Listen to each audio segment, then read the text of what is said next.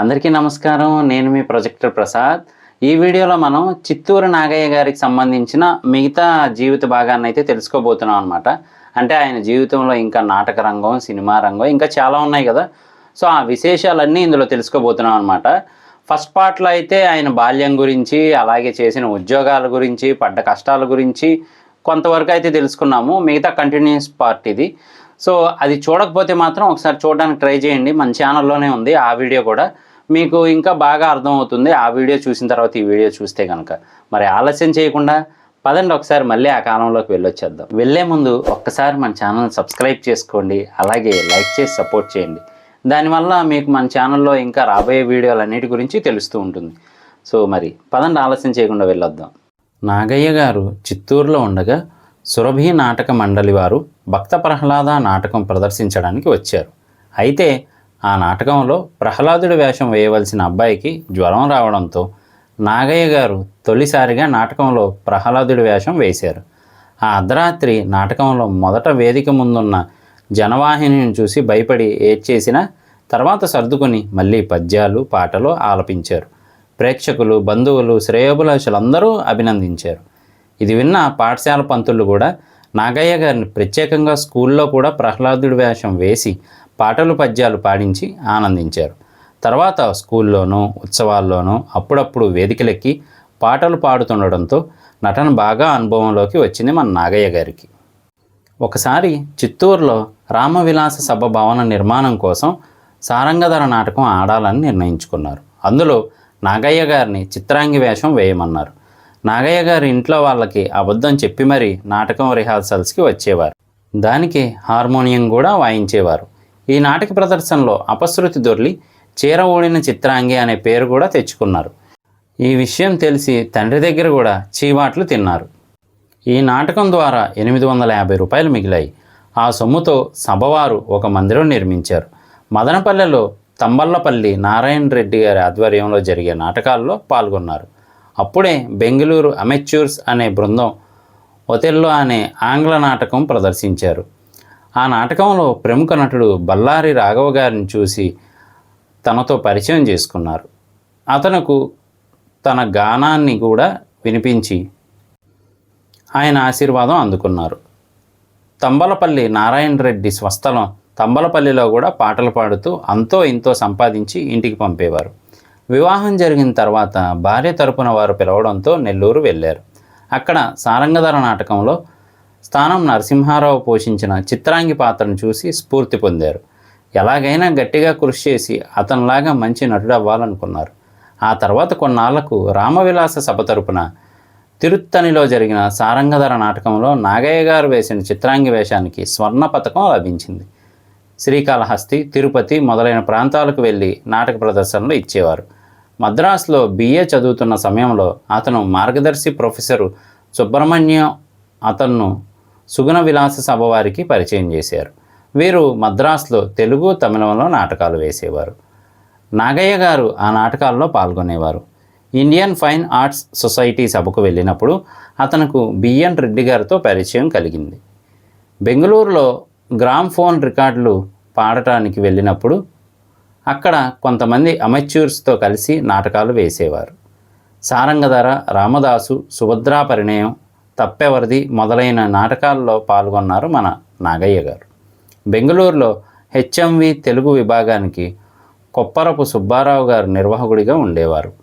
నాగయ్య గారికి అతనితో ఉన్న పరిచయం దృష్ట్యా అతను నాటకాల రికార్డింగుల్లో పాల్గొనమని ఆహ్వానించారు. అక్కడ సుభద్రా పరిణయం, విశ్వామిత్ర, గరుడ గర్వభంగం మొదలైన నాటకాల్లో పాల్గొన్నారు. ఇంకా లక్ష్మీ విలాస సభ మున్నగు నాటక సంస్థలు ప్రదర్శించిన నాటకాల్లో సావిత్రి, దమయంతి, చిత్రాంగి వేషాలు ధరించి ప్రశంసలు అందుకున్నారు.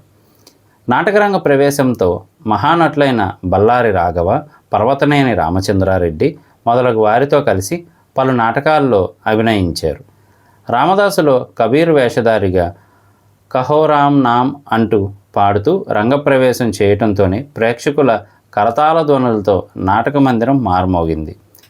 దేశోద్ధారక కాశీనాథుడు నాగేశ్వరరావు గారు నాగయ్య గారి నటనా కౌశలాన్ని మెచ్చుకొని బంగారు పథకంతో పాటు రంగభూషణ బిరుదంతో సత్కరించారు. జీవితం అనేది ఎప్పుడు సాఫీగా సాగుతూ ఉండదు కదా. కష్టాలు అవన్నీ అనుభవించిన తర్వాతే సుఖాలు వస్తాయి అని చాలామంది పెద్దలు అంటూ ఉంటారు కదా. మరి మన నాగయ్య గారు పడ్డ కష్టాలు అవి ఏంటి అంటే, నాగయ్య గారి మొదటి భార్య ప్రసవంలో ఇబ్బంది వల్ల మరణించారు. ఒక పాప జన్మించింది. కుటుంబ సభ్యుల సలహాతో రెండో వివాహం చేసుకున్నారు. కొన్నాళ్లకు మొదటి భార్యకు పుట్టిన బిడ్డ మరణించింది. రెండో భార్యకు 1-2 సార్లు గర్భవిచ్ఛిత్తి జరిగింది. మూడోసారి కానుపు సమయంలో ఆవిడ మరణించింది. ఆ దిగులుతో నాగయ్య గారి తండ్రికి కొన్నాళ్ళు మతిభ్రమించింది. కొన్నాళ్లకు అతను కూడా మరణించారు. నాగయ్య గారికి జీవితం మీద విరక్తి కలిగింది. ఆత్మహత్య చేసుకోవడానికి ప్రయత్నించగా స్నేహితులు వారించారు. మనస్సు మళ్లించడానికి బలవంతంగా తీసుకువెళ్ళి పాటలు పాడించేవారు. అవేమీ అతనికి మనశ్శాంతి కలిగించలేకపోయాయి. ఇంట్లో వాళ్లకు చెప్పకుండా నాగయ్య గారు రమణ మహర్షి ఆశ్రమానికి వెళ్ళిపోయారు. అక్కడ అతనికి ప్రశాంతంగా అనిపించింది. పాల్ బ్రంటన్ అనే జర్మనీ తత్వవేత్తతో పరిచయం ఏర్పడింది.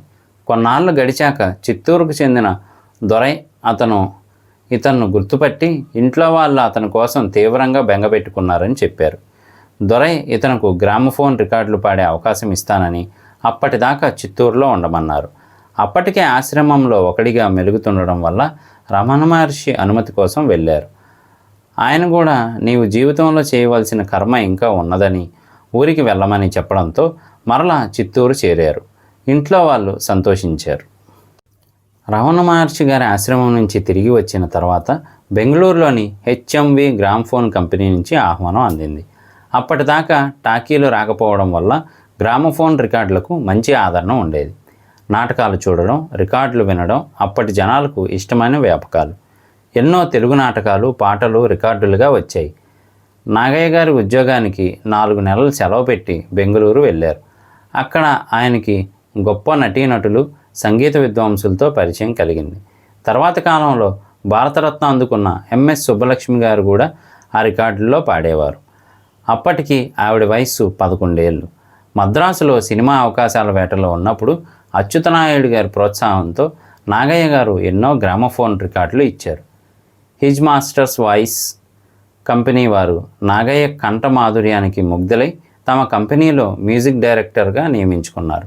నాగయ్య గారిని పాడిన రికార్డులు బాగా అమ్ముడుపోయాయి. 1920వ దశకంలో నాగయ్య గారు మద్రాసు ప్రైవేటుగా బిఏ చదువుతున్నప్పటి నుంచి స్వాతంత్రోద్యమంలో పాల్గొనడం మొదలుపెట్టారు. న్యాయవాది ఎస్ శ్రీనివాస అయ్యంగార్ అనే న్యాయవాది నాగయ్య గారి పాటలు విని అతన్ని 1926లో గౌహతిలో జరిగిన కాంగ్రెస్ మహాసభలకు తీసుకుని వెళ్ళారు. అక్కడి నుంచి అలహాబాద్కు వచ్చిన మోతీలాల్ నెహ్రూకి సంబంధించిన ఆనందభవన్లో 10 రోజుల పాటు ఉన్నారు. అక్కడ అతను ఎంతోమంది జాతీయ నాయకులను కలిశారు. అక్కడ ఇతను తెలుగు, తమిళంలో దేశభక్తి గీతాలు గానం చేసేవారు. ఉప్పు సత్యాగ్రహంలో పాల్గొని జైలుకు వెళ్ళారు. నాగయ్య గారికి పలు విషయాల్లో అండగా ఉంటున్న రంగాచార్యులు నీకెందుకు ఈ ఉద్యమాలు, త్యాగాలు అని మందలించిన సిఆర్ రెడ్డి గారు మాత్రం ఇతన్ని ప్రోత్సహించారు. రమణ మహర్షి ఆశ్రమం నుంచి తిరిగి వచ్చిన తర్వాత జాతీయోద్యమం ఊపందుకుంది. గాంధీజీ ప్రారంభించిన మద్యపాన నిషేధ ఉద్యమంలో ఈయన పాల్గొన్నారు. మద్యపాన దుకాణాల వద్దకు వెళ్ళే తాగేవారికి నచ్చజెప్పారు. అప్పుడప్పుడు వారి చేత దెబ్బలు కూడా తినేవారు. అయినా ఉద్యమంలో పాల్గొనడం మానలేదు. 1932లో జాతీయ కాంగ్రెస్లో స్వయం సేవకుడిగా చేరి మద్రాసు వెళ్ళారు. ప్రకాశం పంతులు, సత్యమూర్తి, రాజాజీ మొదలైన నాయకుల పరిచయం కలిగింది. గుమాస్తా ఉద్యోగానికి రాజీనామా ఇచ్చారు. లాఠీ చార్జీలు, లాకప్లు చవిచూశారు. వార్దాకు వెళ్ళి గాంధీజీని దర్శించారు. తిరిగి మద్రాసు వచ్చారు. రాజకీయ రంగం వదిలి మరలా కళారంగంలో అడుగుపెట్టారు. మరి సినిమా రంగ జీవితం ఎలా సాగింది అనేది కూడా తెలుసుకోవాలి కదా. మరి ఆ జాతీయ ఉద్యమాలు అవన్నీ వదిలేసి కళారంగంలోకి వచ్చాక సినిమాల వేట అయితే మొదలుపెట్టారనమాట. మరి అది ఎలా జరిగింది ఏంటి అంటే కనుక 1932 నుంచి నాగయ్య గారు సినిమా రంగంలో ప్రవేశించడానికి ప్రయత్నాలు ఆరంభించారు. హిందూ పత్రిక సంపాదకుడైన Srinivasan South Indian Film Corporation అనే సంస్థను స్థాపించి దాని ఆధ్వర్యంలో కౌసల్య అనే చిత్రం ప్రారంభించారు. చిత్తూరుకు చెందిన బి మునుస్వామి నాయుడు ఎమ్మెల్సీగా ఎన్నికై ఆ తర్వాత మద్రాసు రాష్ట్రానికి ముఖ్యమంత్రిగా కూడా అయ్యారు. ఆయన నాగయ్యను శ్రీనివాసన్కు పరిచయం చేశారు. ఆలోపే నటీనటుల నిర్ణయం జరిగిపోయింది. దాంతో నాగయ్య గారిని సంగీత విభాగంలో పనిచేయమన్నారు. సినిమా నిర్మాణంలో మెలకువలు తెలుస్తాయి కదా అని అందులో పనిచేశారు. తర్వాత మోక్షంగుండం విశ్వేశ్వరయ్య గారితో ఆయనకున్న దూరపు చుట్టరికాన్ని దృష్టిలో పెట్టుకొని బెంగళూరు వెళ్ళి ఆయన్ను కలిశారు. ఆయన దాదా ఫాల్కే తనకు పరిచయం అని చెప్పి ఒక లేఖ ఇచ్చి వెళ్ళి ఆయన్ను కలవమన్నారు. అప్పట్లో ఆయన పూనా కేంద్రంగా సినిమాలు తీసేవారు. ఆయన సలహాతో కొద్ది రోజులు ఎడిటింగ్ విభాగంలో పనిచేశారు. కానీ నాగయ్య గారికి నటించాలని, పాడాలని ఉత్సాహంగా ఉండడంతో ఆ పని ఆయనకు అంతగా ఉత్సాహాన్ని ఇవ్వలేదు. అక్కడే సీతా కళ్యాణం అనే సినిమా నిర్మాణం జరుగుతున్నదని, అందులో నటుడిగా అవకాశం వస్తుందేమోనని కొంతకాలం ఎదురు చూశారు. ఆ వాతావరణం ఆయనకు సరిపడక విశ్వేశ్వరయ్యకు, ఫాల్కేకు తెలియజేసి తిరిగి మద్రాసుకు వచ్చేశారు. మద్రాసులో మళ్ళీ సినిమా ప్రయత్నాలు మొదలుపెట్టారు. ప్రముఖ కవి దువ్వూరి రామిరెడ్డి గారి సహకారంతో చిత్రపు నరసింహారావును కలిశారు. అప్పుడు ఆయన సతీ తులసి అనే చిత్రాన్ని నిర్మిస్తున్నారు. కానీ అప్పటికే ఆ చిత్రం ఆరంభమై ఉండడం వల్ల ఆయనకు అవకాశం రాలేదు. అప్పటికే ఉద్యోగం మానేసిన ఆంధ్రపత్రికలో చేసిన పనికి కాశీనాథుని నాగేశ్వరరావు గారు కొంత సొమ్ము ఇస్తుండేవారు. అలాగే హెచ్ఎంవి రికార్డింగ్ వారు కొంత సొమ్ముని పంపించేవారు. అందులో కొంత ఇంటికి పంపి, కొంత కాంగ్రెస్కి ఇచ్చి, కొంత సొంత ఖర్చులకు వాడుకునేవారు. అప్పుడే తండ్రి మరణించినందుకు జీవిత బీమా సొమ్ము చేతికి వచ్చింది. ఆ సొమ్ము ఖర్చు పెట్టుకుంటూ సినిమా ప్రయత్నాలు చేద్దాం అనుకున్నారు నాగయ్య గారు. అయితే రంగస్వామి పిల్లయ్య అనే వ్యక్తి సినిమా నిర్మిస్తానని, అందులో ఆయనకు ఖచ్చితంగా అవకాశం ఇస్తానని నమ్మించి మోసం చేశారు. నాగయ్య గారు తన దగ్గర ఉన్న సొమ్మంతా అతని చేతిలో పెట్టి మోసపోయారు. నిర్మాణ ప్రయత్నాలన్నీ విరమించుకుని చేతిలో మిగిలిన సొమ్ముతో నుంగంబాకంలో ఒక చిన్న గది అద్దెకు తీసుకొని అందులోనే ఉండేవారు. బయటికి రాకుండా గదిలోనే సంగీతం సాధన చేస్తూ కూర్చునేవారు. తిండికి బట్టకి కూడా డబ్బులు లేవు. కుళాయిలో నీళ్లు తాగుతూ చేతిలో మిగిలిన కాని అర్ధనాలతో వేరుశెనగ గింజలు తింటూ 12 రోజులు గడిచిపోయాయి. కానీ సంగీత సాధన మాత్రం మానలేదు. అప్పుడే అచ్యుత్తనాయుడనే గ్రామఫోన్ కంపెనీ యజమాని ఈయన పరిస్థితిని చూసి చెలించిపోయారు. ఆయన బ్రాడ్వేలో ఉన్న తన హచ్చిన్స్ దుకాణానికి తీసుకెళ్ళి పాటలు వింటూ పత్రికలు చదువుతూ కాలక్షేపం చేయమన్నారు. అతని అభిమానంతో నాగయ్య గారు మళ్ళీ మామూలు మనిషి అయ్యారు. నాగయ్య గారితో పరిచయం ఉన్న రామకృష్ణారావు అనే ఇన్సూరెన్స్ ఏజెంటు ద్రౌపది మాన సంరక్షణ అనే చిత్రాన్ని నిర్మించి తలచిపెట్టారు. అందులో నాగయ్య గారికి అవకాశం కల్పిస్తానన్నారు. అంతకు మునిపే శ్రీకృష్ణలీల చిత్రం తీసిన పివి దాసు మాయాబజార్ అనే సినిమాకు సన్నాహాలు ప్రారంభించారు. నాగయ్య గారు ఇతనితో కూడా పరిచయం పెంచుకొని ఆ సినిమాలో అవకాశం ఇమ్మన్నారు. వీటి కోసం ఎదురు చూస్తుండగా హెచ్ఎంవి కంపెనీ వారు రికార్డింగ్ కోసం బెంగళూరుకి రమ్మన్నారు.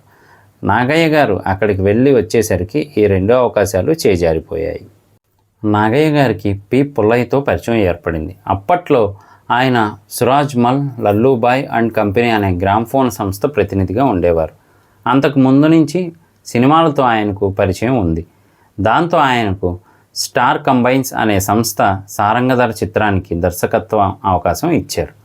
అందులో అవకాశం కోసం పుల్లయ్య దగ్గర మాట తీసుకున్నారు నాగయ్య గారు. ఇంతలోనే నాగయ్యను చిన్నప్పటి నుంచి పెంచి పెద్ద చేసిన అమ్మమ్మ మరణించడంతో ఊరి వెళ్లాల్సి వచ్చింది. తిరిగి వచ్చేలోపు సారంగధరలో అవకాశం చేజారిపోయింది. అవకాశాలు అందినట్టే అంది చేజారిపోతున్నా ఎలాగైనా సినిమాలో స్థానం సంపాదించాలని పట్టుదలగా నాటకాలు వేస్తూ ఇంటికి డబ్బులు పంపిస్తూ ఎదురు చూడసాగారు. ద్రౌపది వస్త్రాపహరణం సినిమా తీసిన తర్వాత హెచ్ఎం రెడ్డి మద్రాసుకు వచ్చారు. బళ్ళారి రాఘవ సాయంతో ఆయన్ను కలుసుకున్న నాగయ్య గారికి ఆయన తర్వాతి చిత్రంలో అవకాశం ఇవ్వమన్నాడు. హెచ్ఎం రెడ్డి కూడా అందుకు అంగీకరించారు. ఈలోపు జీవి రామన్ అనే వ్యాపారి తమిళంలో సినిమా తీస్తామని, అందులో ఆయనకు అవకాశం ఇస్తామని చెప్పారు. నాగయ్య గారు ఆ చిత్రం కోసం ఎదురు చూస్తుండగా కోల్కతాలో కె సుబ్రహ్మణ్యం తీస్తున్న చిత్రంలో ఓ మంచి పాత్ర కోసం నాగయ్యను అడిగారు. అక్కడికి వెళితే రంభా ఫిలిమ్స్ వారి చిత్రం చేజారిపోతుందనే ఉద్దేశంతో నాగయ్య గారు అక్కడికి వెళ్ళలేదు. ఎన్ని రోజులు ఎదురు చూసినా సంస్థ భాగస్వామి మధ్య ఏదో సమస్యల వల్ల రంభా ఫిలిమ్స్ వారి చిత్రం ప్రారంభం కాలేదు. నాగయ్య గారికి మళ్ళీ నిరాశే ఎదురైంది. 1936లో హెచ్ఎం రెడ్డి, బిఎన్ రెడ్డి, రామనాథ్, శేఖర్, పారుపల్లి శేషయ్య, కన్నాంబ మొదలైన వారంతా కలిసి రోహిణి పిక్చర్స్ అనే పేరుతో సంస్థ ప్రారంభించారు. ఈ సంస్థ గృహలక్ష్మి అనే సినిమా తీయడానికి నిశ్చయించుకున్నారు. ఈ సినిమాలో కథానాయికగా కన్నాంబ గారు, నాయకి సోదరుడు గోపీనాథ్ పాత్ర నాగయ్య గారికి దక్కింది. ఇది ఒక దేశభక్తుడి పాత్ర. కేవీ రెడ్డి గారు అప్పుడే చదువు పూర్తి చేసుకుని వచ్చి సంస్థ నిర్వహణ భారాన్ని తలకెత్తుకున్నారు. నాగిరెడ్డి గారు చిత్ర ప్రచార బాధ్యతలు చూసుకునేవారు. గృహలక్ష్మిలో నాగయ్య గారు పాడిన పాటలు ప్రాచుర్యం పొందాయి. నాగయ్య గారు పాడిన కళ్ళు మానండోయ్ బాబు, కళ్ళు తెరవండోయ్ అన్న పాట ఆంధ్రదేశం అంతటా ప్రాచుర్యం పొందింది. తొలి చిత్రంతోనే నాగయ్య గారు మంచి నటుడు అనిపించుకున్నారు. ఈ చిత్రంలోనే సంగీతానికి కావలసిన మెలకువలు వంట పట్టించుకున్నారు. ఈ చిత్రానికి ఆయనకు లభించిన పారితోషికం 750 రూపాయలు. ఈ చిత్రం ఆర్థికంగా విజయవంతం అయింది.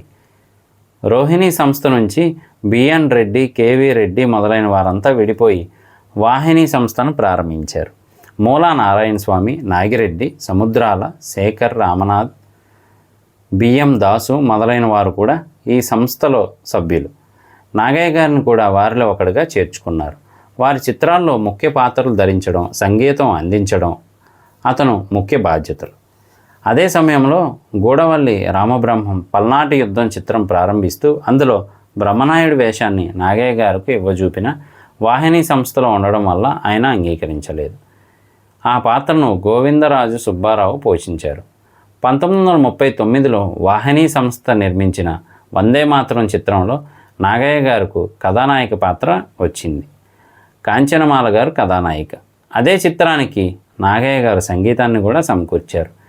ఈ చిత్రం విడుదలై మంచి విజయం సాధించింది. ఆంధ్రదేశంలో పలుచోట్ల రజతోత్సవాలు జరుపుకుంది. తమిళనాడు, కేరళ, మైసూరు రాష్ట్రాల్లో కూడా మంచి ఆదరణ పొందింది. ఈ చిత్రం తర్వాత నాగయ్య గారికి మంచి గుర్తింపు వచ్చింది.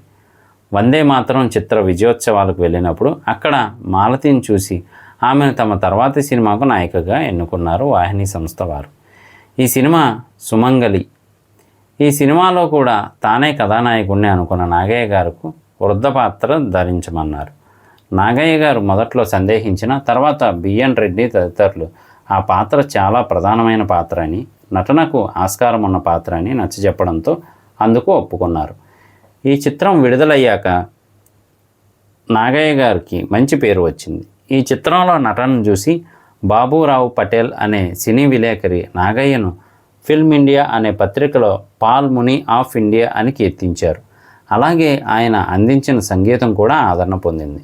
సుమంగలి తర్వాత వైవి రావు తీసిన విశ్వమోహిని అనే సినిమాలో నాగయ్యకు ఒక హాస్య ప్రధానమైన సినిమా దర్శకుడి పాత్ర పోషించారు. త్యాగరాజ భాగవతార్తో అశోక్ కుమార్ అనే తమిళ సినిమా తీస్తే అందులో నాగయ్య గారికి ఒక ప్రధాన పాత్ర లభించింది. ఇదే సినిమాలో కన్నాంబ తమిళం రాకపోయినా నేర్చుకునే కథానాయికగా నటించారు.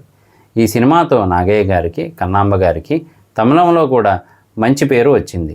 విశ్వమోహిని, అశోక్ కుమార్ వాహిని వారి చిత్రాలు కాకపోయినా వారి అనుమతితో నాగయ్య గారు ఈ సినిమాల్లో నటించారు. తర్వాత చిత్రం దేవతలో కథానాయకుడిగా నటించారు. సినిమా కూడా విడుదలై మంచి పేరు, ధనం సంపాదించింది. చాలా చోట్ల రజతోత్సవాలు జరుపుకుంది. దేవత చిత్రం తర్వాత వాహిని వారు భక్తపోతన జీవితాన్ని సినిమాగా తీయడానికి నిర్ణయించుకొని అందులో పోతన పాత్రను నాగయ్య గారిని వేయమన్నారు. ఈ వేషానికి కూడా నాగయ్య గారు మొదట సందేహించిన బిఎన్ రెడ్డి నచ్చజెప్పడంతో ఒప్పుకున్నారు. ఈ చిత్రం విడుదలైన సమయంలో మద్రాసులో యుద్ధమేఘాలు కమ్ముకున్నాయి. వాహిని వారు చిత్రం నెగిటివ్ను తాడిపత్రికి పంపించి అభివృద్ధి చేయించారు. ఈ చిత్రం విడుదల కావడంతో మంచి పేరు, ధనము సంపాదించింది. నాగయ్య గారికి అభినందనలు వెల్లువెత్తాయి. అనేక సన్మానాలు, సత్కారాలు జరిగాయి. ఈ చిత్రం తర్వాత తమిళ చిత్రం మీరాలో ఆయనకు భక్తుడికి వ్యతిరేకమైన పాత్ర లభించింది. ఇందులో ఎంఎస్ సుబ్బలక్ష్మి గారు కథానాయిక. నాగయ్య గారిది ఆమె భర్త పాత్ర. వైవిధ్యభరితమైన పాత్రలు దక్కించుకుండడంతో నాగయ్య గారు ఎలాంటి పాత్రనైనా పోషించగలరని మంచి పేరు వచ్చింది. క్షమించాలండి, ఈ వీడియో లెంత్ ఎక్కువైపోవడంతో ఇక్కడతో ఆపివేయడం జరుగుతుంది. కానీ ఈ వీడియో కంటిన్యూస్ పార్ట్ అనేది నెక్స్ట్ వీడియోకి అయితే మన ఛానల్లో ఖచ్చితంగా వస్తుంది. మిస్ అవ్వకుండా చూడండి, చాలా బాగుంటుంది. అలాగే మరి ఈ ఛానల్ని సబ్స్క్రైబ్ చేయడం మర్చిపోకండి. అలాగే లైక్ చేసి సపోర్ట్ చేయండి. నేను మీ ప్రసాద్. మళ్ళీ కంటిన్యూస్ పార్ట్తో కలుస్తాను. Thank you.